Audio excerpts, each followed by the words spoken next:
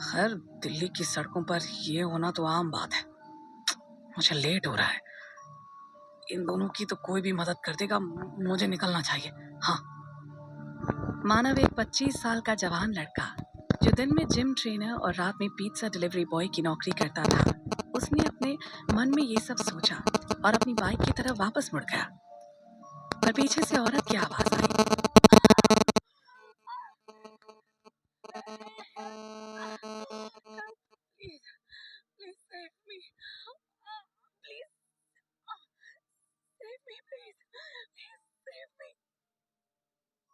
ये सुनते ही मानव के कान खड़े हो गए और उसने पीछे मुड़कर देखा, जहां उन दोनों में से एक औरत मदद के लिए चिल्लाए जा रही थी और दूसरी अभी भी औंधी मुंह पड़ी थी। मानव ने उस औरत को नजरअंदाज किया और अपनी बाइक स्टार्ट करके निकलने लगा कि तभी मानव ने उस औरत के शरीर पर बहुत सारी सोने की ज्वेलरी देखी। वो तुरंत बाइक लेकर उस औरत के पास गया। मुझे क्या मिलेगा मदद करने का? औरत वहां दर्द में कराहते हुए पड़ी थी। औरत ने कराहते हुए कहा, मेरे शरीर पर जो सोना है सब तुम्हारा। बस बस बस, बस मेरी थोड़ी मदद कर दो। मेरी थोड़ी प्लीज मेरी मदद कर दो। और ये कहकर उस औरत की आंखें वापस बंद हो गई और मानव तुरंत बाइक से नीचे उतरा। उस औरत का शरीर बिल्कुल सुडौल था और उसने एक डीप नेक वाली ड्रेस पहनी हुई थी जो ट्रांसपेरेंट भी थी। मानव उसके बगल में बैठा उस औरत की ड्रेस को ठीक करने लगा, क्योंकि उसका ध्यान बार बार उसकी क्लीवेज पर जा रहा था। उसने जैसे ही अपने हाथ को उस औरत की छाती की तरफ बढ़ाया, उस औरत ने तभी मानव का हाथ पकड़ के साइड में कर दिया और मानव के हाथ अब उसके उभार पर थे। मानव ने तभी अपना हाथ झटका और उस औरत की हार्ट बीट चेक करने के लिए अपना कान उसके दिल पर लगाया। मानव ने मन ही मन कहा, इनकी तो हार्ट बीट बहुत स्लो है, सांस भी मुश्किल से आ रही है। मुझे सीपीआर देना होगा। और सीपीआर देने के लिए मानव ने अपने होठों को उस औरत के होठों पर रखा और उसके मुंह में सांसें भरने लगा, जिससे वो औरत होश में आ गई। औरत हाँफते हुए उठी और मानव को गले से लगा लिया। उस औरत ने उसे इतना कसकर पकड़ा कि मानव अपनी छाती पर उसके शरीर को साफ महसूस कर पा रहा था। डर के मारे वो पीछे हटा और वापस जाने लगा। मुझे कुछ नहीं चाहिए। बस ये एक कंगन दे दो। मैं चला जाऊंगा। देखो देखो, तुमने मेरी जान बचाई है। मेरे शरीर की सारी ज्वेलरी तुम्हारी है। मुझे घर छोड़ दो और ये सब तुम्हारा। नहीं नहीं, मुझे देरी हो रही है। माँ और बहन घर पर अकेले होंगे। हाँ, बस कंगन दे दो। अरे तो अपना काम तो पूरा करो, तभी तो दूंगी तुम्हें कंगन। ये बोलते हुए उस औरत के मुंह पर एक तिरछी स्माइल थी और तभी मानव ने उसे उठने में मदद की और बड़ी ही मुश्किल से उसे बाइक के पीछे बैठा लिया। Address defence colony Z103। मानव पूरे रास्ते बाइक चलाते हुए यही सोच रहा था कि इस सोने के कंगन को बेचकर वो पैसे कमा लेगा और अपनी माँ का इलाज करवा पाएगा। उसे पैसों की सख्त जरूरत थी, क्योंकि वो अकेला ही घर में एक इनकम का सोर्स था। जैसे ही उसने बाइक को Z103 के आगे रोका, उस औरत ने उसे अंदर आने को कहा। नहीं नहीं, आप जाइए। और तभी वो औरत वहां गिरने की एक्टिंग करने लगी। औरत बेहोशी में बोली, मुझे ओह गॉड, मुझे वापस चक्कर आ रहे हैं। प्लीज प्लीज मुझे अंदर कमरे में छोड़ दो प्लीज। मानव ने उस औरत को पीछे से पकड़कर संभाला और उसे सामने मौजूद बंगले में ले गया, जो 3 माले का था। अंदर से वो घर इतना शानदार बना हुआ था कि मानव उस औरत को सहारा देते हुए ही चारों तरफ नजर घुमाए जा रहा था कि तभी सामने एक नौकरानी वहां आ गई। अरे क्या हुआ? क्या हुआ मेम साहब को? मेम साहब क्या हुआ? कुछ नहीं, छोटा सा एक्सीडेंट। इनका कमरा कहाँ है? ऊपर, पहले माले पर, दाईं तरफ। मानव ने ये सुनकर उस औरत को गोद में उठा लिया और ऊपर छोड़कर आने लगा। उसकी नजर बार बार उसकी ड्रेस पर जा रही थी और मानव अनकंफर्टेबल फील कर रहा था। उसने जल्दी से कमरे में घुसकर उस औरत को बेड पर लेटाया और खुद को नीचे से एडजस्ट किया। ये करके मानव मुड़कर जाने लगा, क्योंकि उस औरत की आंखें अभी भी बंद थी कि तभी उसका हाथ पीछे से किसी ने झटक कर पकड़ा और खींचकर अपने ऊपर गिरा लिया। कहाँ जा रहे हो? मेरे सारे गहने तो लेते जाओ। मानव अब उस औरत के ऊपर लेटा था और उसके हाथ उस औरत की छाती पर थे। ये आप क्या कर रही हैं? मुझे मुझे जाने दो। नहीं नहीं चाहिए मुझे कुछ भी। ये सुनते ही उस औरत ने अपनी उस वन पीस ड्रेस की गांठ खोल दी और अब उसके शरीर पर बस उसकी छोटी सी बिकिनी नजर आ रही थी और मानव सब कुछ देख सकता था। मैंने कहा था सारे गहने तुम्हारे, तो ये तो ऊपर मेरे गहने ही हैं और सबसे बड़ा गहना देखकर तो तुम्हें मजा ही आ जाएगा। ये कहकर उस औरत ने मानव की पैंट में अपना हाथ डाल दिया और मानव मदहोश हो गया। उसके बाद तो मानव से भी रुका नहीं गया और उसने उस औरत के शरीर पर बचे हुए बाकी के 2 कपड़े भी उतार फेंके और कुछ देर बाद दोनों बेड पर बिना कपड़ों के लिपटे पड़े थे। फिर मानव ने कहा, अब मुझे निकलना चाहिए। ये सब कंगन तो लेते जाओ बेबी, इतना मजा दिया है तुमने, कुछ तो मुझे भी पे करना चाहिए ना। वो औरत ये कहते हुए बिना कपड़ों के ही बेड से उठ गई और मानव को अभी भी यकीन नहीं हुआ कि पिछले 2 घंटों में उसके साथ क्या से क्या हो गया। मानव ने फिर भी उस बेड पर पड़े इतने सारे गहनों में से एक ही कंगन उठाया और बाइक पर सवार होकर घर के लिए निकल गया। वो औरत अपनी बाथरूम में शावर लेने लगी और अपने वाटरप्रूफ आईफोन से एक कॉल लगाया। इस बाइक नंबर के ओनर की सारी डिटेल निकलवाओ, मुझे कल तक चाहिए। हाँ। इधर मानव को फिलहाल बुरा लग रहा था क्योंकि उसने वो कंगन खुद का इस्तेमाल करके कमाया था और तभी उसके मन में उस औरत का ख्याल आया जो अभी भी सड़क पर बेहोश पड़ी थी। दूसरी तरफ वो औरत गर्म पानी से नहाते हुए हंसे जा रही थी।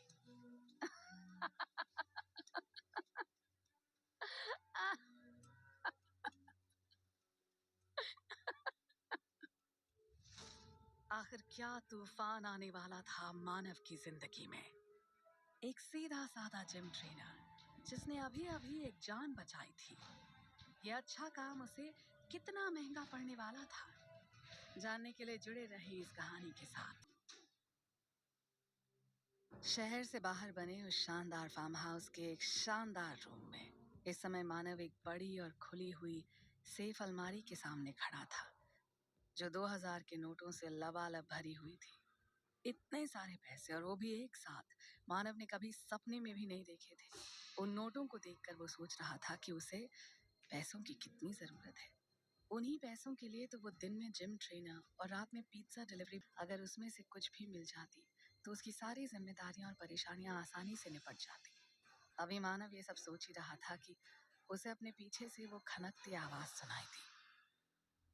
दौलत का ऐसा ढेर तुम्हारा भी हो सकता है स्वीटहार्ट, अगर तुम मेरी बात मानो तो।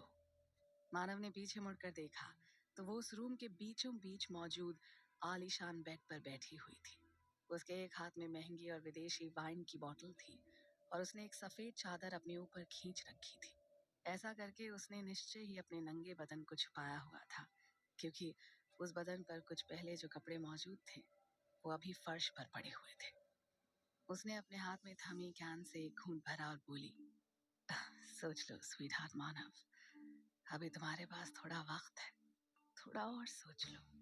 मानव सोच ही रहा था और उसे याद आ रहा था कि जब वो गोल्डन जिम में मौजूद अपनी जिम ट्रेनर की नौकरी के तहत एक जिम कैंडिडेट को ट्रेनिंग दे रहा था, तभी उसकी नजर गोल्डन जिम के मेन डोर को खोलकर अंदर आती उस महिला पर पड़ी जिसे देखकर मानव लगभग चौंक ही उठा क्योंकि ये कल रात सड़क पर मिली औरत ही थी। ये यहाँ क्या कर रही है? सोचते हुए मानव ने देखा कि वो सीधा जिम के अंदर बने उस ऑफिस में पहुंच गई जिसमें जिम ओनर सैमसन मौजूद था। जल्दी ही जिम में वो विशेष बेल बजी जिसका मतलब था कि सैमसंग मानव को अंदर बुला रहा है। औरत ने कहा, हाय मानव, कैसे हो? अब आई एम फाइन। मानव ने हिचकते हुए फिर पूछा, वैसे आप मेरा नाम कैसे जानती हैं? औरत मुस्कुराई।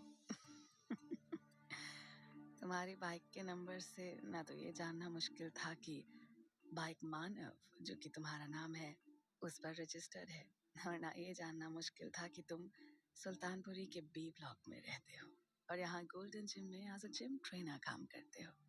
लेकिन आप यहाँ कैसे? इसका जवाब मैं देता हूँ। मैडम ने हमारे जिम के चर्चे सुने, इसलिए मैडम डिफेंस कॉलोनी से इतनी दूर हमारे जिम को ज्वाइन करने आई हैं और अभी अभी इन्होंने हमारी प्रिविलेज मेंबरशिप फीस देकर हमारा जिम ज्वाइन भी कर लिया है। और ऐसा मैंने इसलिए किया है ताकि मैं अपनी बॉडी को इन शेप रख सकूं, अंडर योर स्पेशल इंस्ट्रक्शंस। अरे आप चिंता ना करें मैडम, मानव आपकी बॉडी के हर पार्ट को शेप में लाने में आपकी हेल्प करेगा। He is a superb gym trainer. वैसे आप शुरू कब से करना चाहेंगी? आज से, अभी से। अगर आपको और आपके ट्रेनर मानव को कोई दिक्कत ना हो तो। लो जी, मुझे क्या दिक्कत हो सकती है? और मानव को क्यों दिक्कत होगी? आखिर उसे इसी काम की तो तनख्वाह मिलती है। मानव को तो उल्टा खुशी होगी आपको ट्रेन करने में। क्यों मानव? Yes yes sir. तो फिर चले अब? जी, मानो। जल्दी ही मानव उसे लेकर चेस्ट फ्लाई मशीन नामक मशीन के सामने मौजूद था। शुरुआत यहाँ से करते हैं मैडम। मेरा नाम कामिनी है। तुम चाहो तो मुझे प्यार से कम्मो कहकर बुला सकते हो। वैसे मुझे पूरा यकीन है तुम मुझे यहाँ जिम में भी ठीक वैसे ही सैटिस्फाई करोगे जैसे कल रात बेड पर। मैडम प्लीज कल रात की बात मत कीजिए। मैं कल रात की हर बात भूल जाना चाहता हूँ। तुम भूल सकते हो, लेकिन मुझ पर तो कल रात की दीवानगी अभी तक छाई हुई है। खैर, कल रात की बात छोड़कर आगे की बात करते हैं। इतना कहकर कामिनी चेस्ट फ्लाई मशीन पर वर्जिश करने में व्यस्त हो गई और मानव उसे बताने में कि उसे अब कौन सा स्टेप करना था। ऐसा 3-4 दिन चला और चौथे दिन बेंच प्रेस करती कामिनी की हल्की सी चीख निकली तो मानव लगभग दौड़ता हुआ उसके पास पहुंचा। क्या हुआ मैडम? क्रैम्प, मेरी कमर की मसल में क्रैम्प आ गया है। अरे आपको ध्यान से करना था मैडम। डोंट माइंड, आप रेस्ट रूम में चलिए, मैं आपको मसाज देता हूँ, ठीक हो जाएगा। मानव ने दर्द से कराहती कामिनी को कमर से पकड़कर सहारा दिया और उसे लेकर रेस्ट रूम की तरफ बढ़ गया। रेस्ट रूम में मानव ने जैसे ही कामिनी की कमर पर मसाज देना शुरू किया, वैसे ही कामिनी के मुंह से निकलती कराहें आहों में बदलना शुरू हो गई। अब कुछ रिलीफ मिल रहा है मैडम? बहुत, लेकिन मुझे और भी बहुत सारा रिलीफ चाहिए। और मुझे पता है कि तुम वो रिलीफ मुझे दे सकते हो। कहते कहते कामिनी ने मानव के दोनों हाथ पकड़ लिए। वो मानव को पकड़कर अपने ऊपर गिरा लेना चाहती थी, लेकिन मानव ने ऐसा नहीं होने दिया। अपने आप को उसने संभाल लिया। कामिनी ने तुरंत ही पैंतरा बदला और बोली, मेरी पेट का दर्द बढ़ता ही जा रहा है। मुझे लगता है कि मुझे पूरे रेस्ट की जरूरत है। मुझे घर जाना होगा और मैं इस हालत में अकेली घर नहीं जा सकती, इसलिए तुम्हें मुझे घर छोड़कर आना होगा मानव। मानव अब दोबारा उसके घर नहीं जाना चाहता था। उसने मना करना चाहा, लेकिन कामिनी की रिक्वेस्ट और जिम ओनर सैमसंग के कहने पर मानव कामिनी को लेकर उसके घर चला गया। लेकिन आज कामिनी उसे घर ले जाने की जगह शहर से बाहर बने अपने फार्म हाउस में ले आई। यहाँ आकर जब मानव ने जल्दी जाने की कोशिश की तो कामिनी ने मानव से वो सेफ अलमीरा खोलने के लिए बोला, जो 2000 के नोटों से भरी हुई थी, जिसे मानव हैरानी से देख रहा था। बहुत सोच रहे हो मानव, मुझे पता है तुम्हें इन रुपयों की बहुत जरूरत है। अगर तुम चाहते हो कि रुपयों से भरी ये अलमारी तुम्हारे लिए खुली रहे तो तुम्हें मेरी खुली बाहों में आना होगा। वैसे आज मैं तुमसे जबरदस्ती नहीं करूंगी। अगर तुम चाहो तो इस अलमारी में से वापसी के किराए के रूप में एक नोट उठाकर यहाँ से जा सकते हो। मानव समझ नहीं पा रहा था कि वो क्या करे। सुनो, जो सोचना है जल्दी सोचो मानव। मेरा जिस्म अब तपने लगा है। शरीर की गर्मी अब मुझसे सही नहीं जा रही है। कहते हुए कामिनी ने अपनी खुली बाहें एक बार फिर मानव की तरफ फैला दी और मानव ने एक बार फिर उन खुली बाहों को देखा और फिर नोटों से भरी अलमारी पर एक नजर डाली। अगले ही पल मानव आगे बढ़ा और उसकी खुली बाहों में जा समाया। मानव को अपनी बाहों में बुरी तरीके से कसते हुए कामिनी के होठों पर इस समय ठीक वैसी ही मुस्कान थी जैसे सिकंदर के होठों पर उस समय होगी जब वो विश्व विजेता बना था।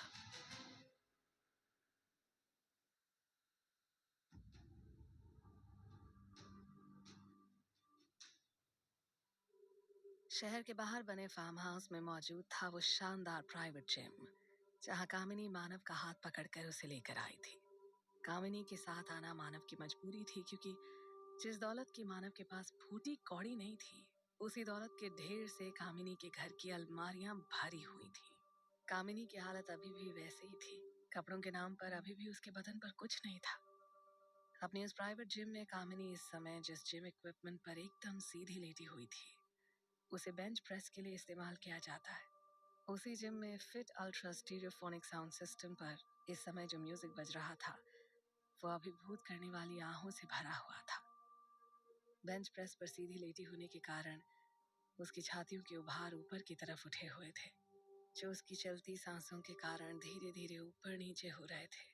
और उसकी हालत बता रही थी कि वो जिम के स्टीरियोफोनिक साउंड सिस्टम से बजने वाले म्यूजिक को पूरी शिद्दत से महसूस कर रही है। कामिनी ने मस्ती में कहा, मुझे बहुत खुशी है कि तुम मेरी बात मान गए स्वीट हार्ट। अब तुम देखना मैं तुम्हें कहाँ से कहाँ पहुंचाती हूँ। तुम जिम के माहिर ट्रेनर हो सकते हो मेरी जान, लेकिन तुम्हारी हालत बता रही है कि तुम सेक्स जिम के बारे में कुछ भी नहीं जानते। Don't worry, I will teach you every lesson of sex gym.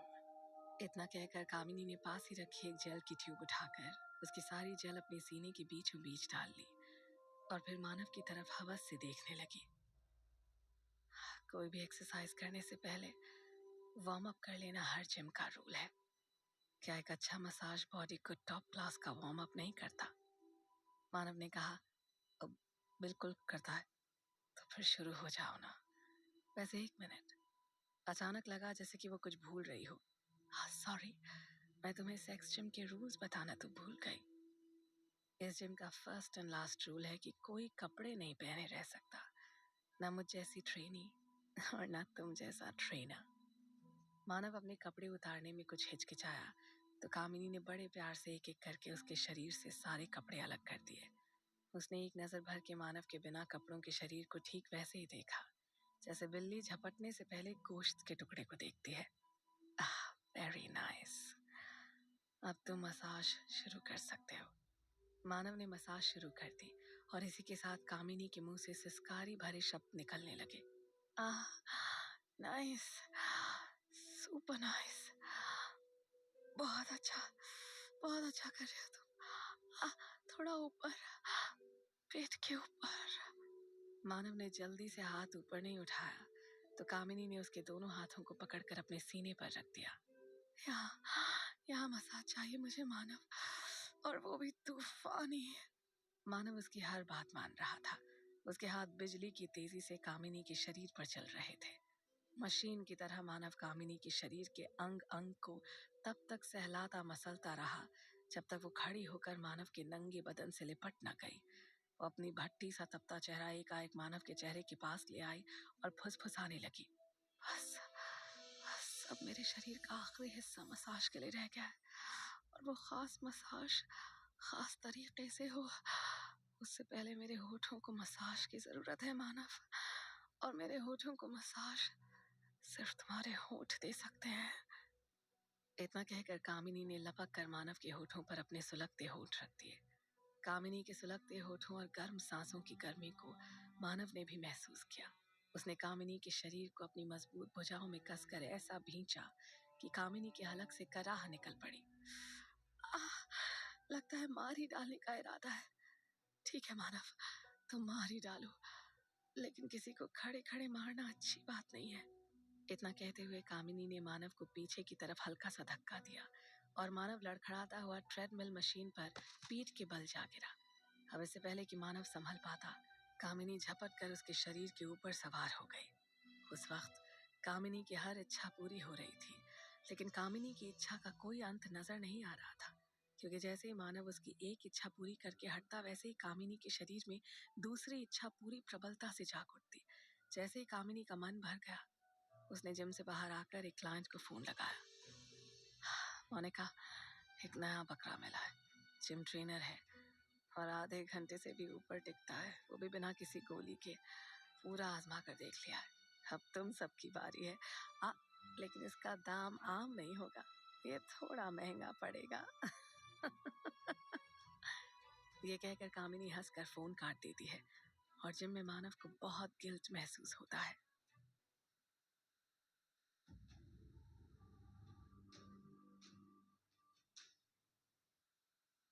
सुबह के 9 बज रहे थे जब मानव ने अपने घर में कदम रखा।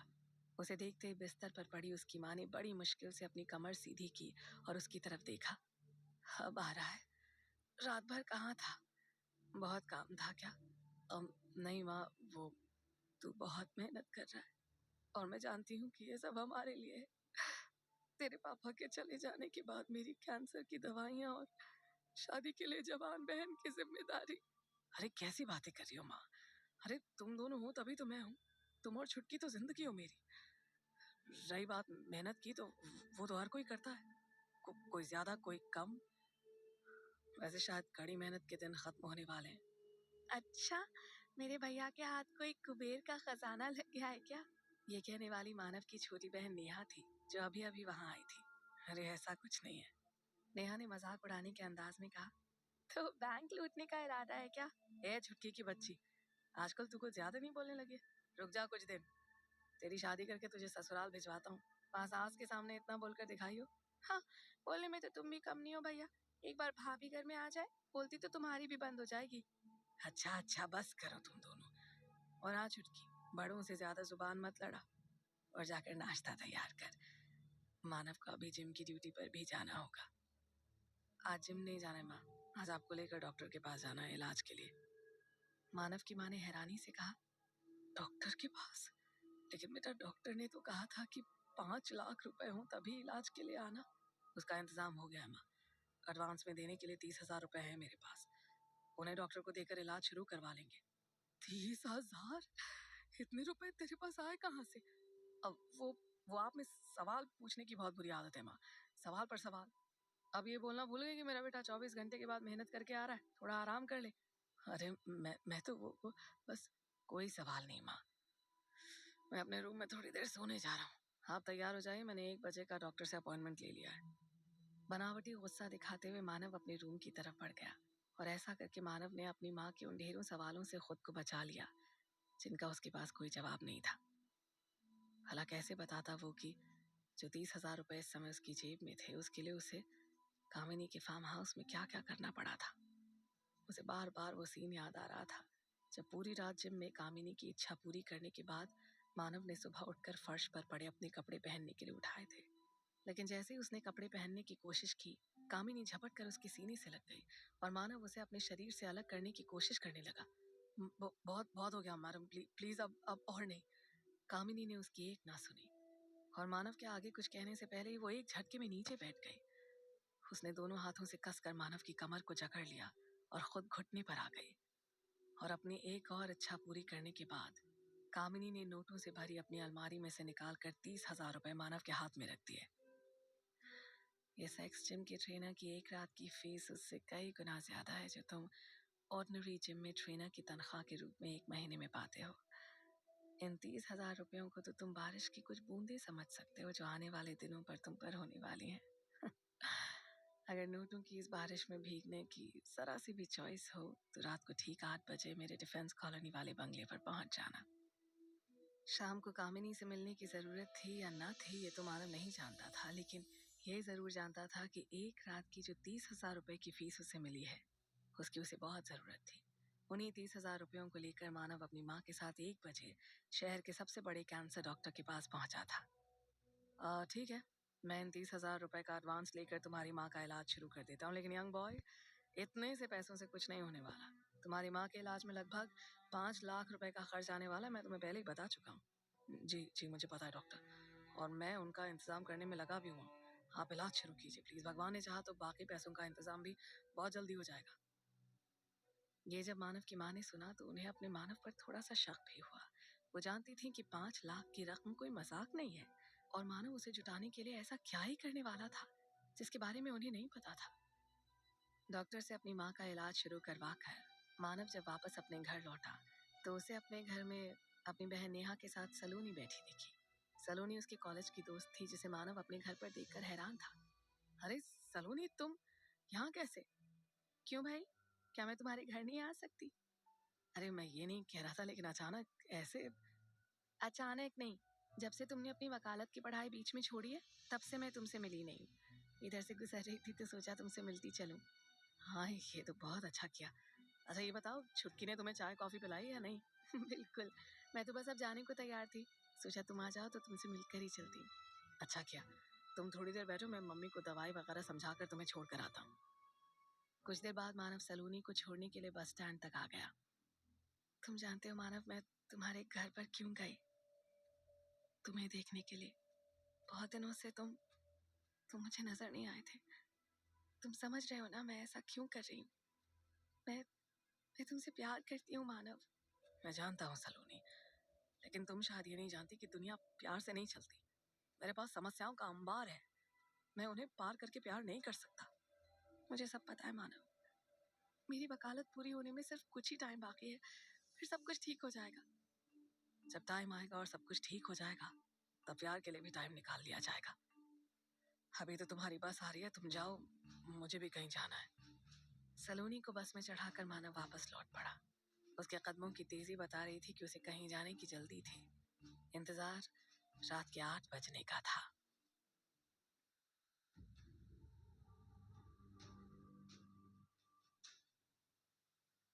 8 बजने में ठीक 5 मिनट बाकी थे जब मानव कामिनी के डिफेंस कॉलोनी वाले बंगले पर पहुंचा। वो इस बंगले पर पहले भी आ चुका था। वो जानता था कि उसका ड्राइंग रूम किधर है, इसलिए वो सीधा वहीं बढ़ गया। ड्राइंग रूम में उसे कामिनी के सामने एक पुलिस इंस्पेक्टर बैठा दिखाई दिया। कामिनी उस इंस्पेक्टर को 2000 की एक गड्डी हाथ में थमा रही थी। इंस्पेक्टर साहब, सरोज की बाबत आप जो कहानी मेरे मुंह से सुनना चाहते हैं, अगर उसे नोटों की गड्डियों की जुबानी सुनेंगे तो चलेगा, नहीं तो मैं इन गड्डियों को वापस अलमारी में रख दूं। इंस्पेक्टर उन नोटों की गड्डियों पर ऐसे झपटा जैसे अगर एक पल की भी और देरी हो जाती तो वो गायब हो जाती। इंस्पेक्टर ने एक ऑकवर्ड स्माइल के साथ कहा, कैसी बातें कर रही हैं आप मैडम? भला इन नोटों की भाषा कोई अक्ल का अंधा बहरा ही नहीं समझेगा, और मैं तो ऐसा हूँ नहीं। I like it. ऐसे बताइए, आप सरोज के बारे में क्या सुनना चाहते हैं? इंस्पेक्टर ने तुरंत नोटों की गड्डियों को अपनी जेब के हवाले कर दिया। लो जी, अब क्या सुनना है मैडम? आपने बता तो दिया कि परसों आप पार्टी में सरोज के साथ जरूर थी, लेकिन पार्टी के बाद आप अपने घर आ गई और सरोज कहाँ चली गई आपको नहीं मालूम। Very nice, I am so totally impressed. अचानक इंस्पेक्टर उठा और बाहर की तरफ चल दिया। वो मैंने आपका टाइम खराब किया, उसके लिए सॉरी मैडम। मैं चलता हूँ क्योंकि मुझे थाने में बैठकर आपके बयान भी लिखने हैं। इतना कहकर इंस्पेक्टर तेजी से बाहर निकल गया। यही वो समय था जब कामिनी की नजर मानव पर पड़ी। अरे मानव, तुम कब आए? अब बिल्कुल अभी अभी, जब तुम इंस्पेक्टर से बात कर रही थी। यानी मेरे और इंस्पेक्टर के बीच होने वाली बातें तुमने सुनी? हाँ, थोड़ी बहुत। वो किसी सरोज की बात कर रहा था और कह रहा था कि परसों तुम किसी पार्टी से सीधा घर आ गई थी, जबकि परसों तो मैं तुम्हें घायल अवस्था में उठाकर तुम्हारे घर तक ले आया था। क्या मामला क्या है? कामिनी ने नाराज होकर कहा, मैंने तुम्हें 8 बजे बुलाया था ना? हाँ, मैं 5 मिनट पहले ही आ गया। अचानक कामिनी की आवाज बेहद कठोर और सर्द हो गई। मुझे 2 लोग कतई पसंद नहीं। एक तो वो जो टाइम से पहले आ जाते हैं, और दूसरे वो जो मेरी पर्सनल लाइफ के मामलों को जानने की कोशिश करते हैं। समझ रहे हो ना मैं क्या कहना चाह रही हूँ? ओके, मैं आगे से इस बात का ख्याल रखूंगा। ठीक है, ठीक करोगे। अच्छा बैठो और बताओ क्या लोगे? बियर, शैंपेन या कुछ और? अब नो थैंक्स, मुझे इनकी आदत नहीं है। आदत नहीं है तो डाल लो, क्योंकि इन चीजों की आदत जिंदगी के मजे को और दुगना कर देती है। हाँ, हो सकता है। वैसे मैं आ गया हूँ, बताओ मुझे क्या करना है? तुम्हें मेरे साथ एक पार्टी में चलना है, ऐसी पार्टी में जिसका नजारा जन्नत से कम नहीं होता। क्या ऐसी हालत में मैं पार्टी में जा सकता हूँ? नहीं, इसीलिए मैंने तुम्हें यहाँ बुलवाया है। तुम यहाँ से ऐसे तैयार होकर चलोगे कि तुम हर पार्टी में एकदम फिट बैठो। आओ मेरे साथ। कामिनी मानव को लेकर बंगले के एक दूसरे रूम में आ गई, जिसमें एक बहुत बड़ा वार्डरोब था। उसने वार्डरोब का स्लाइडिंग डोर एक तरफ सरकाया तो उसमें कई सारे ढेरों कीमती सूट नजर आने लगे। इनमें से जो सूट तुम्हें आए उसे पहन लो। मानव ने हैरानी से कहा, ये तो बहुत कीमती सूट है। कामिनी ने तिरस्कार से कहा, हाँ, लेकिन इन सूट्स को पहनने वाला बेवकूफ 2 टके का कुर्ता पैजामा पहनकर भारत को जोड़ने निकला हुआ है। अब मतलब ये कि तुमने कल्लू यादव का नाम सुना है? ओह, कल्लू यादव। ओह, कहीं तुम उस कल्लू यादव की बात तो नहीं कर रही जो भारत जोड़ो पार्टी के बड़े नेता हैं? एग्जैक्टली, मैं उसी कल्लू यादव की बात कर रही हूँ। और तुम उसी कल्लू यादव के बंगले में, उसके वार्डरोब में और उसकी बीवी के सामने खड़े हो। मानव बेहद हैरानी से बोला, ये क्या कह रही हो तुम? वही जो तुम सुन रहे हो, कि मैं कल्लू यादव की बीवी हूँ। वो बीवी जिसके पास कल्लू यादव का उल्टा सीधा कमाया हुआ ढेरों पैसा और बंगले हैं, कारें हैं, नौकर चाकर हैं, दुनिया के सब ऐशो आराम है। अगर कल्लू यादव की बीवी के पास कुछ नहीं है तो वो है कल्लू यादव। वो कल्लू यादव जिससे अपनी पार्टी का प्रधानमंत्री बनने की सनक सवार है, जो दुनिया के दुख दर्द को समझने की कोशिश में लगा हुआ है, लेकिन ये समझने के लिए कतई तैयार नहीं है कि उसके घर में उसकी बीवी उसके लिए तरस रही है। भावनाओं में बहती जा रही कामिनी ने अचानक से खुद को संभाला और आगे बोली, leave it, it's my personal matter. तुम इनमें से अपने साइज और पसंद का सूट पहनकर तैयार हो जाओ, तब तक मैं भी तैयार होकर आती हूँ। थोड़ी ही देर में दोनों शानदार ढंग से तैयार होकर पार्टी स्थल की तरफ रवाना हो गए। इस समय दोनों कामिनी की उस 2 सीटर फरारी में मौजूद थे जिसे कामिनी खुद ड्राइव कर रही थी। ड्राइव करते हुए उसने बार बार मुड़कर साथ ही बैठे मानव की तरफ देखा, क्योंकि कार उस समय एक सुनसान रास्ते से गुजर रही थी। शानदार सूट को पहनकर तुम बहुत हैंडसम लग रहे हो, किसी प्रिंस की तरह। ये सब तुम्हारी देन है, नहीं तो ऐसे कीमती सूट को खरीद पाना मेरे लिए तो बहुत ही दूर की बात है। कामिनी खिलखिलाकर हंस पड़ी। ये तो अभी शुरुआत है मेरी जान, आगे आगे देखो होता है क्या। वैसे मैं जो काम तुम्हारे लिए कर रही हूँ ना, क्या मुझे उसका इनाम नहीं मिलना चाहिए? बिल्कुल मिलना चाहिए, काम तो तुम इनाम वाला ही कर रही हो। अचानक कामिनी ने एक झटके से कार को साइड में रोक दिया। कि क्या हुआ, कार क्यों रोक दी? मुझे इनाम चाहिए, कहते हुए कामिनी ने एक बटन दबा दिया, जिसकी वजह से उसकी सीट पीछे की तरफ बेंड होती चली गई। अब कामिनी सीट पर पूरी तरह लेटी हुई थी और उसकी आंखें ऐसे बंद थी जैसे वो कुछ महसूस कर रही हो। कुछ ही पलों बाद वो पूरे मस्ती वाले अंदाज में मानव से बोली, कम ऑन मानव। मैं समझा नहीं किस इनाम की बात कर रही हो तुम। अब शायद समझ जाओ। ये कहकर कामिनी ने अपनी ड्रेस सामने की तरफ ली और चेन को एक झटके से नीचे तक खोल दिया। खोलने के बाद ड्रेस 2 हिस्सों में बट गई और कामिनी का गोरा और मखमली बदन साफ नजर आने लगा।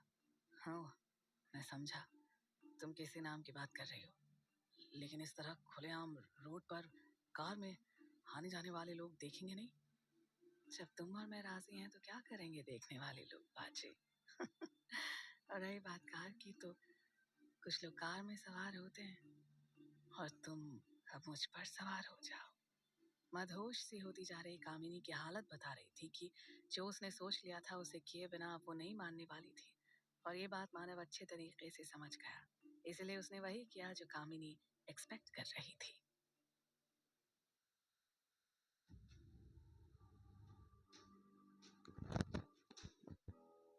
वो एक शानदार कोठी का लंबा चौड़ा बेसमेंट था को लेकर पहुंची थी और पार्टी की शान शौकत को देख इस तरह आंखें फाड़ फाड़ कर इधर उधर मत देखो, वरना लोग समझ जाएंगे कि तुम एकदम नए हो, जबकि मैंने तुम्हारे बारे में बता रखा है कि तुम एक पार्टी फ्रीक हो। किसको बता रखा है? इस पार्टी की ऑर्गेनाइजर को। उसका नाम मोनिका है। जब से मैंने तुम्हारे बारे में उसे बताया है, वो तुमसे मिलने के लिए मरी जा रही है। जल्दी ही वो तुम्हारे सामने होगी। वैसे मैं तुम्हें बता दूं कि जो जन्नत का नजारा तुम देख रहे हो, उसे कुछ देर बाद महसूस भी करोगे। आओ मेरे साथ। कामिनी जैसे ही मानव को लेकर आगे बढ़ी, वैसे ही 2 महिला वेटर्स अपने हाथों में फैंसी ट्रे लेकर उनके पास आ पहुंची। Welcome pills, have it please. Manav ने देखा तो वो कुछ रंग बिरंगी गोलियां थीं जो ट्रे में रखी हुई थीं। कामिनी ने उनमें से एक गोली उठाकर अपने मुंह में रख ली। मानव भी वैसा ही करने वाला था, लेकिन कामिनी ने उसे रोक दिया। तुम रहने दो। अगर तुमने एक भी वेलकम पिल ले ली तो तुम यहाँ उल्टे हो जाओगे, क्योंकि ये पिल्स नशे की ऐसी गोलियां हैं जो आदमी को सुरूर की दूसरी दुनिया में पहुंचा देती हैं। मुझे नहीं लगता तुमने कभी ऐसी गोलियों का इस्तेमाल किया होगा, इसलिए मैंने तुम्हें रोका है। वैसे ऐसे पार्टीज में आने वाला हर शख्स इन वेलकम पिल्स को लेना अपना फर्ज समझता है। कई तो एक साथ 3-3 पिल्स गटक जाते हैं। ओह नो, नशे की गोलियों का ऐसा खुलेआम इस्तेमाल, क्या तुम्हें पुलिस की रेड से डर नहीं लगता? पुलिस इधर नहीं आती क्योंकि ये कोठी शहर के जॉइंट कमिश्नर ऑफ पुलिस की है। इस पार्टी की ऑर्गेनाइजर मोनिका उस जॉइंट कमिश्नर की वाइफ है। एक माफिया रेड में जब मोनिका जॉइंट कमिश्नर के जाल में अपराधी के रूप में फंस गई तो 50 साल के कमिश्नर साहब उसकी बेमिसाल खूबसूरती और 28 साल की उम्र पर फ्लैट हो गए। उन्होंने ऑफर रखा कि अगर मोनिका उनके साथ शादी कर लेगी तो वो उसे गिरफ्तार नहीं करेंगे। मोनिका समझदार थी। उसने अपने आप को पुलिस के हवाले करने की जगह जॉइंट कमिश्नर के हवाले कर दिया और उसकी बीवी बन गई। हालांकि इस बात को मेरे सिवा कोई नहीं जानता। कामिनी ने अभी अपनी बात खत्म ही की थी कि वहां एक अनाउंसमेंट गूंज उठी। डियर फ्रेंड्स, हमारी पार्टी अब पूरे शबाब पर है और यही सबसे अच्छा समय है कि इस पार्टी के मेन इवेंट को ऑर्गेनाइज किया जाए, जिसका नाम है wife swipe. So let's get ready everybody. ठीक 2 मिनट बाद हमारी इस पार्टी का मेन इवेंट शुरू होगा। सभी ने तालियां बजाकर और शोर मचाकर जताया कि वो 2 मिनट बाद होने वाली इस पार्टी के मेन इवेंट के लिए एकदम तैयार है। मानव ने पूछा, वाइफ स्वाइप नाम के जिस मेन इवेंट की बात अनाउंसमेंट में की गई है वो मेरी समझ में नहीं आया। मैं समझाती हूँ। वाइफ स्वाइप को तुम शुद्ध हिंदी में बीवी बदलना भी कह सकते हो। यह हमारी पार्टीज का बहुत ही इंटरेस्टिंग और पॉपुलर इवेंट है। इस इवेंट की पार्टी में मौजूद हर महिला और आदमी को एक दूसरे से अलग कर दिया जाता है और फिर लाइट को पूरी तरह से गुल करके अंधेरे में लोग एक दूसरे को अपनी बाहों में भरेंगे और फिर छोड़ेंगे, फिर बाहों में भरेंगे और फिर छोड़ेंगे। ये इवेंट तब तक चलता है जब तक कि लाइट्स वापस नहीं आ जाती। लाइट्स वापस आने के बाद जो जिसकी बाहों में होता है वो आज की रात उसी का होकर रह जाएगा। इसमें किसकी बीवी किसकी बाहों में होगी किसी को नहीं मालूम होता, लेकिन जिसकी बीवी जिसकी बाहों में होती है वो रात भर उसके साथ मजे करता है। कमाल है। हाँ, कमाल तो है, और इस कमाल को तुम अभी खुद भी एंजॉय करने जा रहे हो। कामिनी ने अभी अपनी बात पूरी खत्म भी नहीं की थी कि अचानक वहां लाइट्स चली गई। चारों तरफ अंधेरा हो गया। ऐसा होते ही मानव अपने आप को सुरक्षित करने के लिए एक तरफ बढ़ने लगा, लेकिन अंधेरे में उसे किसी ने अपनी बाहों में भर लिया और मानव ने उसे अपने से अलग किया तो पाया कि किसी महिला ने फिर से उसे पीछे से अपनी बाहों में भर लिया। मानव ने उससे भी अपने आप को छुड़ाया तो एक पल बाद ही किसी और ने उसे अपनी बाहों में जकड़ लिया। इस बार मानव उसे अपने से अलग कर पाता उससे पहले ही लाइट आ गई। लाइट के आते ही सब एक दूसरे की बाहों में थे। मानव ने भी उसे देखा जिसने उसे अपनी बाहों में भर रखा था। उसे बाहों में भरने वाली एक बेहद खूबसूरत महिला थी और उसके नैन नक्श ऐसे थे कि जिनसे कोई भी घायल हो सकता था। उसका सारा शरीर मानो सांचे में ढला हुआ था। उसने काले रंग का एक बहुत ही झीना लिबास पहन रखा था कि उसमें से उसका दूधिया शरीर ठीक वैसे ही चमक रहा था जैसे कोयले के ढेर के बीच में पड़ा हीरा चमकता है। उसने अपने शरीर को मानव के शरीर से ठीक ऐसे चिपका रखा था कि हवा भी उनके बीच में से होकर गुजरना चाहती तो अपना दम तोड़ देती। उसने उसे अपने से अलग करना चाहा लेकिन वो औरत उससे और लिपट गई। Monika, my name is Monika. तभी कामिनी उनके पास आई। तुम मानव से मिलना चाहती थी लेकिन तुम्हारी लक ने तुम्हें इस तरह मिलवाया कि आज की रात तुम मानव की और मानव तुम्हारा। ओ लेकिन ओ कम ऑन मानव, लेकिन कुछ नहीं। इस पार्टी के रूल को डिच करने की पावर किसी को नहीं है। तुम्हें इस पार्टी के रूल्स फॉलो करने ही होंगे। और हाँ, तुम्हारी ज़रूरत के बारे में मैं मोनिका मैडम से बात कर लेती।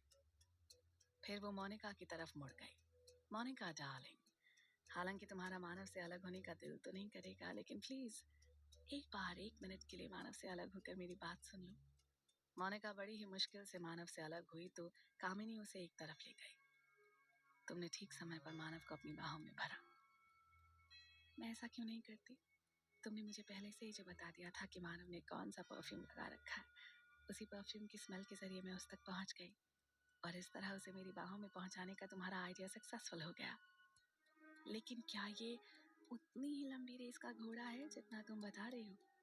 ये कितनी लंबी रेस का घोड़ा है तुम उसका अंदाजा भी नहीं लगा पाओगी मोनिका। इसकी सवारी करते करते थक जाओगी, लेकिन ये भागते भागते नहीं थकेगा। ऐसा, बिल्कुल ऐसा। लेकिन उस पर सवार होने से पहले तुम्हें मेरा एक छोटा सा काम करना होगा। मेरी एक समस्या है, उसे हल करना होगा। हाँ, बोलो। कामिनी गुस्से में दांत पीस कर बोलती है। मेरा बुरा बहुत बुरा सोचने वाली सरोज अब इस दुनिया में नहीं है। वो कैसे और क्यों इस दुनिया से रुखसत हुई, पुलिस इसकी इन्वेस्टिगेशन करने में लगी हुई है। निचले स्तर पर मौजूद इंस्पेक्टर का मुंह तो मैंने आज बंद कर दिया, लेकिन ऊपर वाले स्तर पर पुलिस ने सरोज की जो फाइल खोल रखी है, उसे तुम अपने जॉइंट कमिश्नर हस्बैंड से बंद करवा सकती हो सकता है ना ये काम? क्यों नहीं? जब तुम मेरे वेलफेयर के लिए इतना बड़ा काम कर सकते हो, तो क्या मैं तुम्हारे लिए छोटा सा काम नहीं कर सकती? जाओ, हो जाएगा तुम्हारा काम। तो जाओ, तुम भी मानव के साथ एंजॉय करो, ऐसा एंजॉय जो पहले कभी तुम्हें ना मिला और ना ही आगे कभी मिलेगा। कुटिलता से मुस्कुराकर बोलती हुई कामिनी एक तरफ बढ़ गई, जबकि मोनिका मानव की तरफ बढ़ गई।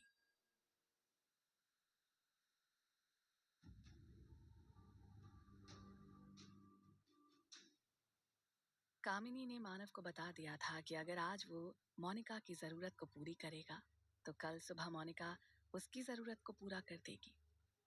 हालांकि अंदर से मानव को ये सब पसंद नहीं था, लेकिन जब बाहर ढेरों समस्याएं मुंह बनाए खड़ी हों, तो अंदर की कौन सुनता है। बाहर की उन्हीं समस्याओं से घिरा हुआ मानव इस समय मोनिका के साथ था, और वो उसे एक ऑफिस रूम में ले आई थी। ये क्या जगह है? मानव ने पूछा तो मोनिका एक बहुत ही मोहक मुस्कुराहट बिखेरती हुई बोली, ये मेरे हस्बैंड यानी जॉइंट कमिश्नर ऑफ पुलिस का ऑफिस है। लेकिन उन्हें इतना भी वक्त नहीं मिलता कि वो अपनी बीवी से प्यार करने के लिए घर पर जा सके, इसलिए जब भी उन्हें प्यार की ज़रूरत होती है, वो मुझे ही अपने इस ऑफिस में बुला लेते हैं। हालांकि यहाँ उनका प्यार कभी भी 2 मिनट से ज़्यादा नहीं चला, लेकिन मुझे इस रूम की आदत पड़ गई है। ये रूम मेरी प्यार करने की फैंटेसी में बस गया है। अब वो तो ठीक है, लेकिन तुम मुझे यहाँ क्यों लेकर आई हो? प्यार करने के लिए। लेकिन मोनिका ने तुरंत मानव की बात काटी। देखो, इस समय मैं लेकिन सुनने के नहीं बल्कि प्यार करने के मूड में हूँ। वैसे तुम्हारी ज़रूरत के बारे में मुझे कामिनी ने बता दिया है। मुझसे तुम्हारी ज़रूरत पूरी होगी या नहीं, ये तुम्हारी परफॉर्मेंस पर डिपेंड करता है। परफॉर्मेंस समझते हो ना? मानव समझ गया तो उसने तुरंत ही पैंतरा बदल कर मोनिका को अपनी मजबूत बाहों में उठाकर उसके होठों पर अपने होठ रख दिए। मैं समझता हूँ परफॉर्मेंस को, मैं शुरू करता हूँ। दोनों कुछ देर तक एक दूसरे के होठों का रसवादन करते रहे। फिर मोनिका थोड़ा दूर हटी। ऐसे नहीं, तुम्हारे तरीके से परफॉर्मेंस दिखाने से कुछ नहीं होगा। असली परफॉर्मेंस तो तब होगी जब मैं बताऊंगी। कहते हुए मोनिका ने वहां टेबल पर रखी हथकड़ी को उठा लिया। अपराधी जीवन जीते हुए मेरे दिमाग में ये फैंटेसी घर कर गई कि अगर कोई कानून वाला किसी अपराधी को अपनी सेक्स परफॉर्मेंस दिखाएगा तो कैसे दिखाएगा। इससे पहले कभी इस फैंटेसी को आजमाने का मौका नहीं मिला। आज मौका है, और इस मौके को मैं हाथ से नहीं जाने दूंगी। मानव उसके शरीर के कोने कोने पर हाथ प्यार से फेर रहा था। करना क्या है? वो करते जाओ जो मैं कहती जाऊं। फिर उसने मानव के हाथ में हथकड़ी रख दी। मुझे हथकड़ियां लगाओ। मानव की समझ में नहीं आ रहा था, लेकिन फिर भी उसने वही किया जो मोनिका ने उससे कहा। तो देख रहा था कि जिस समय वो मोनिका के हाथ में हथकड़ियां पहना रहा था, उस समय मोनिका का शरीर अजीब सी सनसनाहट से भरता चला जा रहा था। वो मस्ती से पागल हुए जा रही थी। अब क्या करना है? मोनिका के हाथ में हथकड़ियां लगाने के बाद मानव ने सिसकारियां भरती मोनिका से पूछा तो वो पूरी मस्ती में थी। तुम पुलिस वाले हो और एक अपराधी तुम्हारे सामने है। सामने टेबल पर रखी अपनी बेल्ट उठाओ और अपराधी को तब तक मारते रहो जब तक कि वो अपना अपराध कबूल न कर ले। मतलब? हर बात में सवाल अच्छे नहीं होते क्या? कुछ एक्शन भी करके दिखाओ। मानव समझ गया कि वो क्या चाहती है। उसने हाथ बढ़ाकर मेज पर रखी पुलिस बेल्ट को उठा लिया और हल्के से मोनिका के बदन पर उसे दे मारा। बेल्ट के शरीर से टकराते मोनिका मानो तड़प उठी। इतने धीरे से नहीं मेरी जान, थोड़ी ताकत लगाओ, और असली मजा तब आएगा जब बेल्ट का शरीर की खाल से मिलन होगा। मानव समझ गया और उसने एक झटके से मोनिका के शरीर पर मौजूद उसकी काली ड्रेस को खींचकर उसके शरीर से अलग कर दिया। अब मोनिका का पूरा चमचम करता जिस्म मानव की आंखों के सामने था।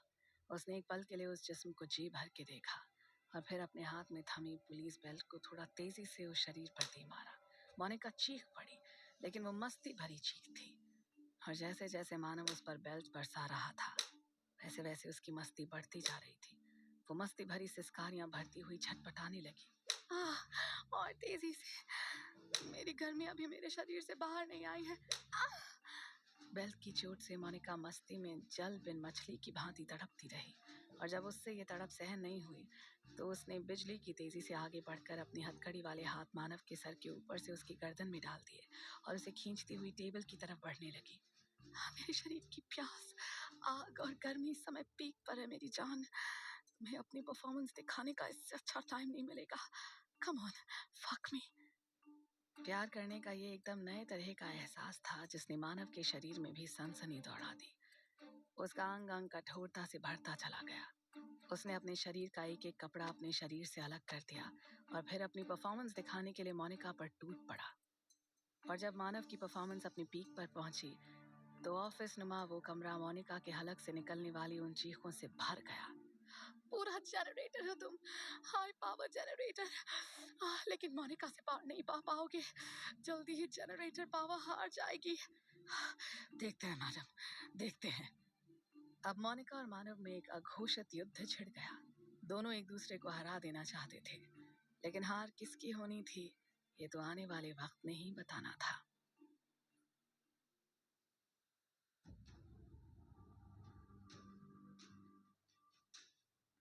लड़ाई लड़ने में किसी को कोई आनंद नहीं आता, लेकिन कहते हैं कि दुनिया में सिर्फ एक लड़ाई ऐसी है जो आनंद के लिए लड़ी जाती है।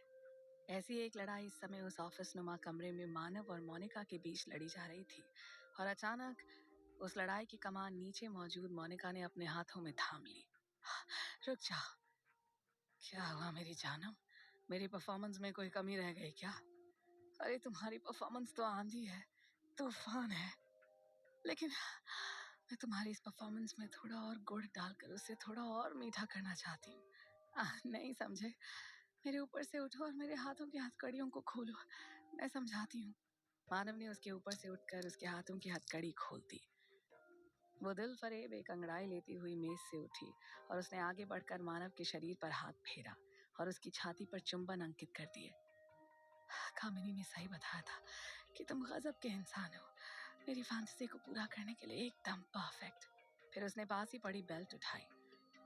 अब अपनी इस फैंटेसी में मुझे एक नया रंग डालना है, उम्मीद है तुम इसमें मेरा साथ दोगे। मानव मदहोशी से बोला, मैं तुम्हारी हर फैंटेसी में पूरा साथ देने के लिए तैयार हूँ, बताओ मुझे क्या करना है। इतना कहने के साथ ही मोनिका ने अपने हाथ में थामी बेल्ट मानव के शरीर पर जड़ दी। ये क्या है? मानव तिलमिलाता हुआ बोला, मेरी सेक्स फैंटेसी को पूरा करने का एक और तरीका। इसमें मजा मुझे तभी आएगा जब तुम तिलमिलाओगे नहीं बल्कि इसके मजे लोगे, और ऐसा ना करने का मतलब होगा कि तुम अपनी परफॉर्मेंस पर खरे नहीं उतर रहे।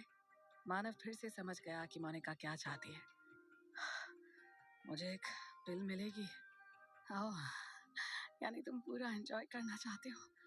गुड, लेकिन मेरे ख्याल से सिर्फ एक से कुछ नहीं होगा, मेरे पास उससे भी ज्यादा शानदार एक चीज है। इतना कहकर मोनिका ने वहां ऑफिस में दराज के नीचे मौजूद एक गुप्त दराज में रखी एक छोटी सी डिब्बिया बाहर निकाल ली। उसने उसे खोला तो मानव ने देखा कि उसमें ब्राउन से रंग का कोई पाउडर भरा हुआ था। ये हर नशे का बाप है। एक इंटरनेशनल ड्रग सिंडिकेट से कमिश्नर साहब ने इसे बरामद किया था, थोड़ा सा इस्तेमाल के लिए ले भी आए थे। लो। मानव ने उसमें भरे पाउडर में से एक चुटकी भर के वो ब्राउन रंग का पाउडर उठाकर अपनी जीभ पर रख लिया। जैसे वो पाउडर मानव के शरीर पर पहुंचा वैसे उसके शरीर में फुलझड़ियां फूटने लगी। उसे लगने लगा जैसे उसमें हाथी सी ताकत आ गई है। इसी के साथ मोनिका ने बेल्ट का अगला प्रहार उस पर कर दिया, और ये वार तेज था, लेकिन उस पाउडर के नशे में झूमते मानव को ऐसा लगा जैसे उसे किसी ने फूल से मारा हो।